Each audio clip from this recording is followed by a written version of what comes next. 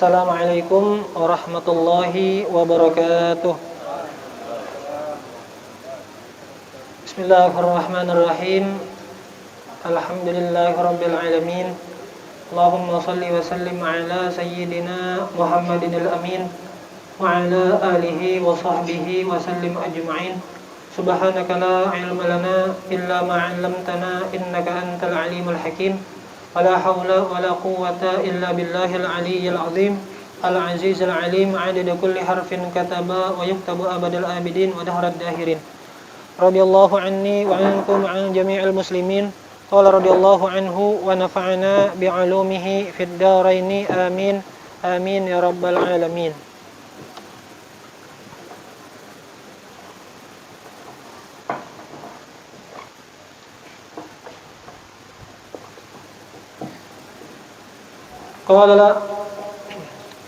Qala imamuna al-Busiri radhiyallahu anhu fi qasidatihi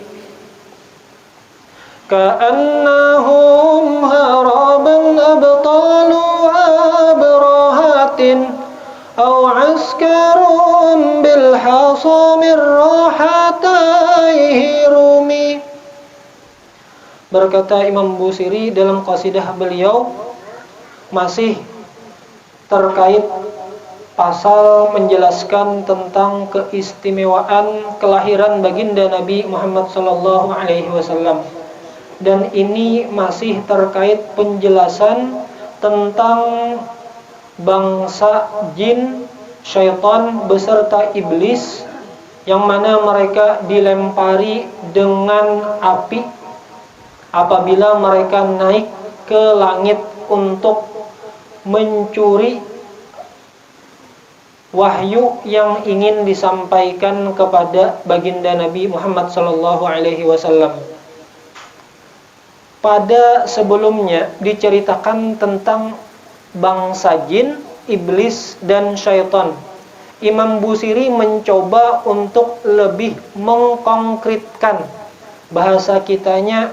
Kalau kita membicarakan tentang bangsa jin, tentang syaitan, tentang iblis, itu merupakan masalah keimanan.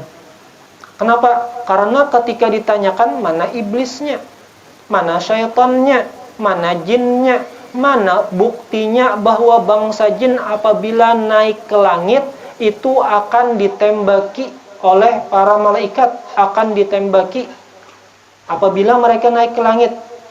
Percayakah kita kadakah? Kalau orang muslim sudah memang keyakinannya bahwasanya Allah Ta'ala dalam Al-Quran ada menceritakan tentang hal tersebut. Itu bagi kita orang muslim. Tapi bagi yang non-muslim pang, aku kada percaya lawan Al-Quran. Bagaimana aku bisa percaya tentang cerita pian menjelaskan tentang bangsa jin ta jungkir balik buka apabila hendak naik ke langit. Maka Imam Busiri mencoba untuk supaya kawa dicerna oleh panca indera, kawa dicerna oleh akal. Lalu Imam Busiri membuat sebuah qasidah ka'annahum, seakan-akan. Siapa? Yaitu para syaitan, iblis yang hendak naik ke langit tadi. Haroban, haroban itu lari, jungkir balik, pontang-panting, pokoknya mencicing buka. Abtalu abrahatin. Jadi seakan-akan syaitan dan iblis itu diumpamakan seperti pasukan dari Raja Abraha.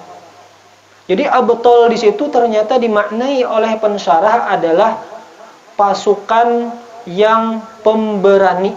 Artinya pasukan Abraha itu dikenal dengan pasukan yang kuat dan pemberani. Ini ilustrasinya adalah, kan kalau dibuktiakan, tolong pang buktiakan syaitan lawan jin ta cicing-cicing di ketika naik ke langit.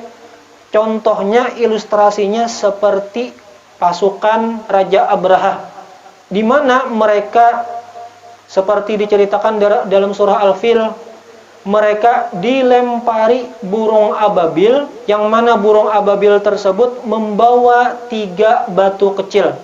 1 di paruhnya, di muntungnya, dan 2 di kakinya. Nah, jadi menembaki atau mengguguri pasukan Raja Abraha. Seperti itulah pontang-pantingnya iblis dan syaitan ketika naik ke langit. Au askarum bil hasa, atau pasukan tentara yang tidak beriman kepada baginda Nabi ketika di perang Badar, ketika di perang Uhud, ketika di perang Hunain, karena menurut syarahnya itu ada 3 versi. Di sini diceritakan tentang baginda Nabi itu ketika menghadapi kaum kufar yang kada mau beriman saat perang Badar, saat perang Uhud, saat perang Hunain. Ketika menghadapi musuh, Nabi membaca doa, syahatil wujuh, syahatil wujuh, syahatil wujuh, celakalah muka-muka yang ini. Nah, alif menggunakan alif lam al-wujuhnya, berarti muka-muka yang Nabi maksud adalah orang yang memerangi Islam. Buruk rupanya, celaka wajahnya. Artinya min itlaqil juz wa iradatil kul.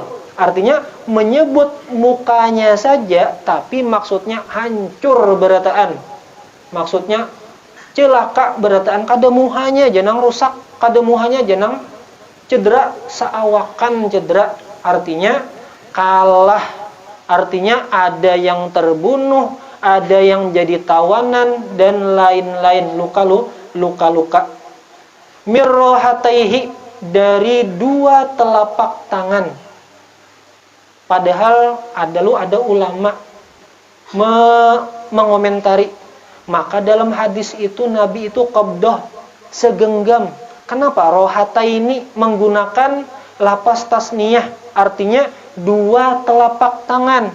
Lalu ada ulama yang mentafsirkan, oh di sini maksud Imam Busiri menceritakan seperti yang terdapat dalam Sahih Bukhari dan Sahih Muslim, yang mana dalam Sahih Bukhari dan Sahih Muslim itu menceritakan tentang 2 peperangan. Jadi 1 rohah untuk perang Badar, 1 rohah dipakai untuk perang Uhud. Atau ada lagi versi yang ketiga, ketika perang Hunain. Jadi menurut riwayat itu ketika Nabi mengucapkan syahatil wujuh, yang mana ayat Al-Qur'annya itu adalah wa ma ramaita id ramaita. Wa ma ramaita id ramaita walakinnallaha rama.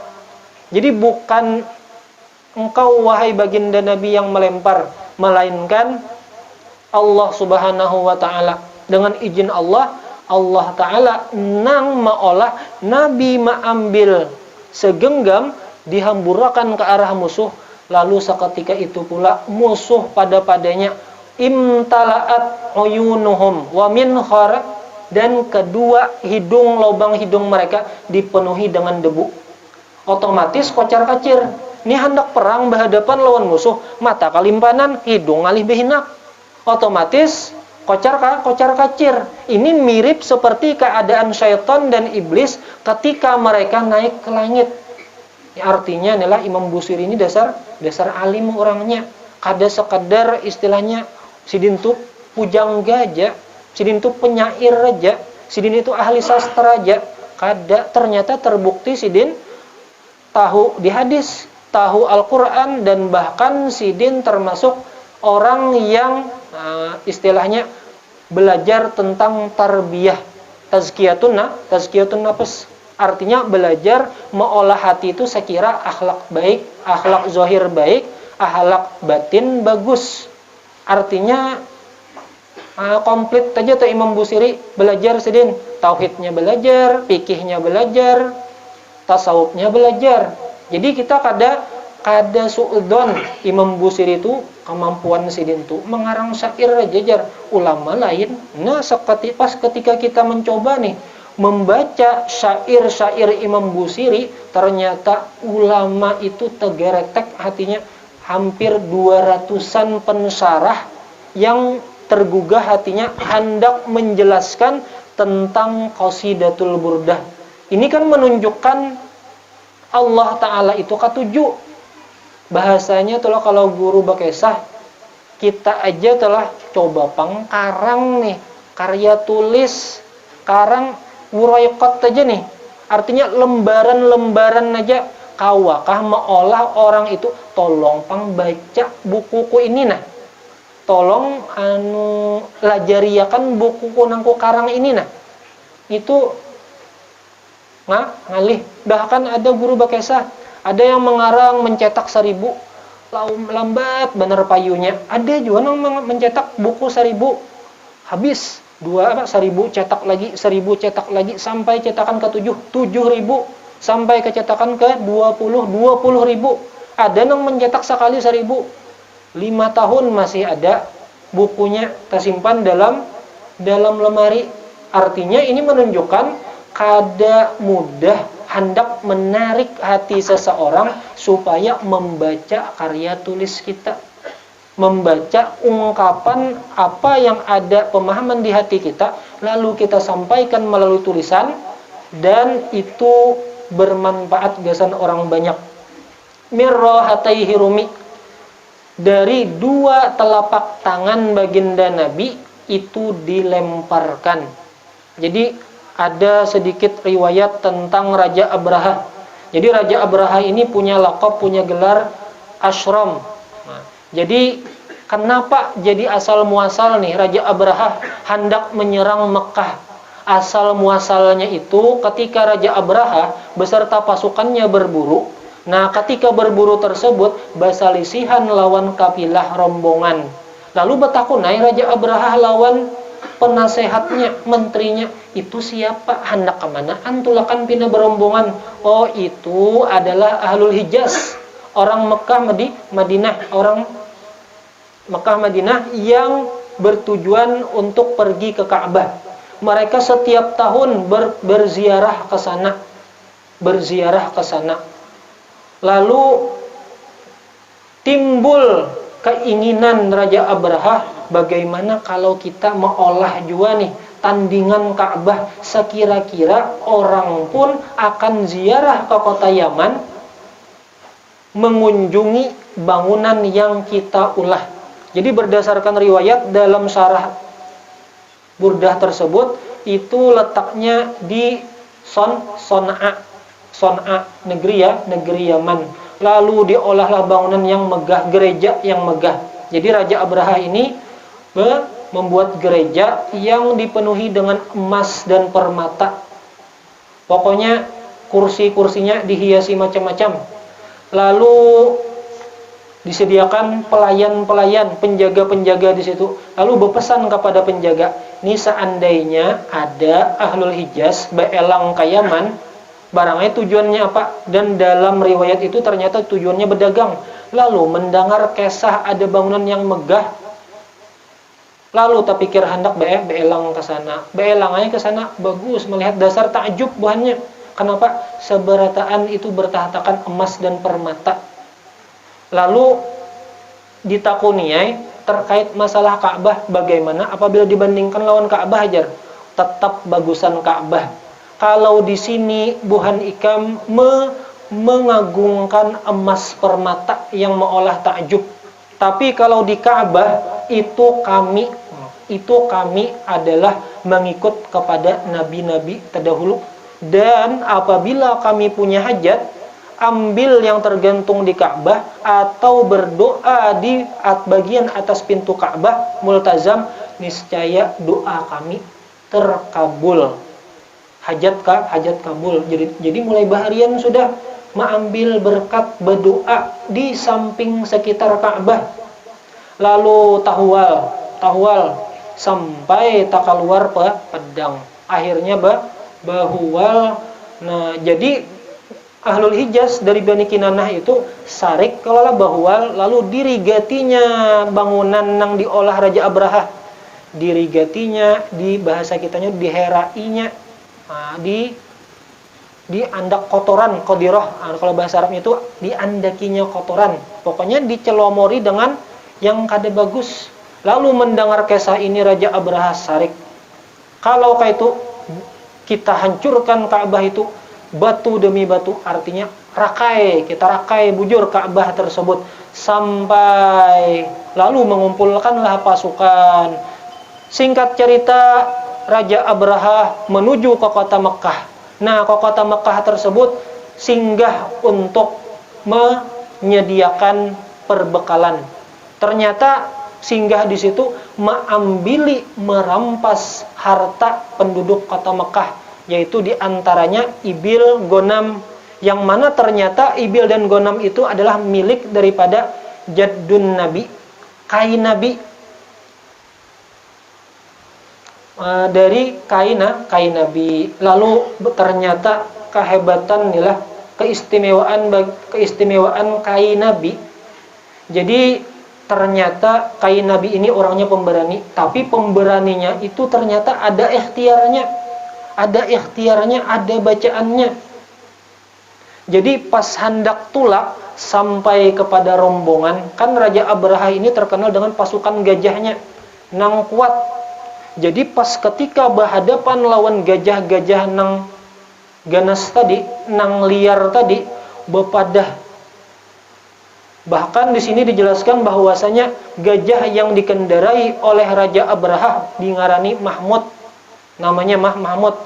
Nah, ketika berhadapan dengan gajah Raja Abraha, apa yang diucapkan oleh kai baginda Nabi? Sidin bepadah bahwasanya inni jaddu Muhammadin alaihi salatu wassalam. Padahal belum lahir lagi. Artinya nih bahwasanya kabar berita tentang Nabi akhir zaman itu sudah wantar. Makanya pada-padanya hendak mengarani anak Muhammad. Makanya pada-padanya mengharap Bani Israel, mudahan nang lahir itu di kalangan kami Bani Israel. Jadi bepadah kai Nabi, inni jaddu Muhammadin, di hadapan gajah tadi, aku adalah kai daripada Rasulullah sallallahu alaihi wasallam. Nabiyyu akhir zaman, nabi akhir zaman. Seketika itu nang gajah nang asalnya kuat kada jinak, artinya menghadapi orang itu buas. Seketika itu jinak, malah seperti bahasa kitanya tuh kalau singa itu model tamalluk, malah menjilat-jilat, atau model kayak gajah maanukan belalainya kepada kai baginda Nabi. Ini mirip seperti yang pernah ulun dengar ujar guru, kalau keturunan baginda Nabi itu parakakan halawan singa, insya Allah singa kada memakan. Nih, kada wani wibawa haibah daripada baginda Nabi. Nah, kita ambil pahaman di sini ta'alluqnya itu kepada Nabi Muhammad. Nah, barangkali karena kita juga ambil berkat, mudah-mudahan tak ucap kena dikubur ulun umat Nabi Muhammad. Barangkali malaikat rakib, malaikat mungkar nakir mendengar nama Nabi Muhammad, haibah bawibawa takutan, artinya segan hendak betakun. Artinya ini ada ta'alluq lawan baginda Nabi, ulun umat Nabi Muhammad. Maka banyak aja kelebihan umat Nabi Muhammad ini. Maka kita pernah sudah mendengar Habib Segaf bin Hasan Baharun ketika Allah Ta'ala berfirman, wala sawfa yu'tika rabbuka fatarda, dan sungguh laknya lamul ibtida lit taukid, bebenaran. Saupa itu biasanya digunakan untuk membicarakan perkara akhirat. Saupa. Kalau saya kulu itu biasanya membicarakan masih di alam dunia. Tapi kalau menggunakan saupa, rabbuka yu'tika rabbuka fatarda, Allah Ta'ala akan memberikan apa yang kamu inginkan sehingga kamu ridho. Maka Habib Segaf madahkan dalam tafsirnya bahwasanya ulun kada ridho umat ulun masuk api neraka. Nah, itu diantaranya berarti mudah-mudahan kita tarikat lawan baginda Nabi. Mudah-mudahan kita itu diakui ulun umat Nabi Muhammad, masuk. Ulun umat Nabi Muhammad masuk surga, artinya bighairi hisab. Demikian yang dapat ulun sampaikan. Allah Subhanahu wa taala a'lam. Masyaallah, la haula wala quwwata illa billahil aliyil azim. Assalamualaikum warahmatullahi wabarakatuh.